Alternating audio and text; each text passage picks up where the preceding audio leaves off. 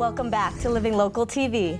Connecting kupuna with their community and the Aina is part of a grassroots movement called Food and Housing for All.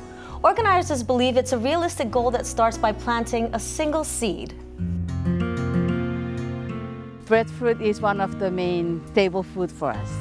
Breadfruit back home, there is a saying that you're born into breadfruit, you grow up with breadfruit, and you're gonna also die with breadfruit. To many Micronesians living in Hawaii, breadfruit is an extremely valuable commodity, and growing more of it is part of a larger sustainable movement called Food and Housing for All.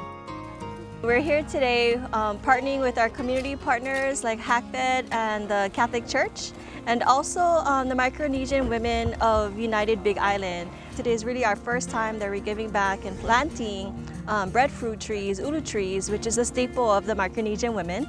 And here giving it back to the seniors, the kupunas that will be living here at our Pahoa housing units. Project Hope is trying to help people in various ways.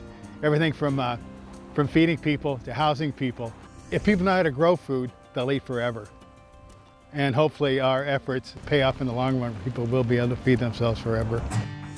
Just a few months before, these same women traveled to the other side of the Big Island to be trained in natural farming techniques by Palili o Kohala.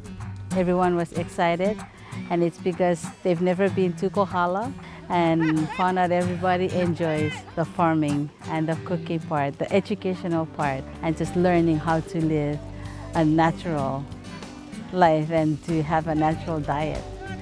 It's been many, many years since I've actually dig my hands in the ground to get it dirty. And so it's a way of reconnecting back to home, even though it's not the soil of where we came from. And so pleasant to also learn how to grow our own food and to prep it with natural resources. So it's a great experience. And these ladies are we asking if we're coming back to the farm or if someone's gonna do it again, and they wanna be part of it. Part of the plan is to take what they learned in Hawi and bring it to Pahoa, a town that was almost divided by the recent threat of lava flow. Pahoa itself is a very interesting community, as is all of Puna. There's a saying, I don't know, that, and I kind of like it, where the 60s never went away, they just moved to Pahoa. So I think there's a lot, there could be a lot to that. And anyway, the people here seem very friendly, very, very accepting, and again, very generous. And hopefully we reflect that generosity too. With the help of these newly trained farmers, Sacred Heart Pahoa hopes to plant even more breadfruit trees for all to share. I think that's what food and Aina does. I mean, it connects us at that deepest level, people to people, and those friendships, that's forever. So yeah, that was beautiful stuff.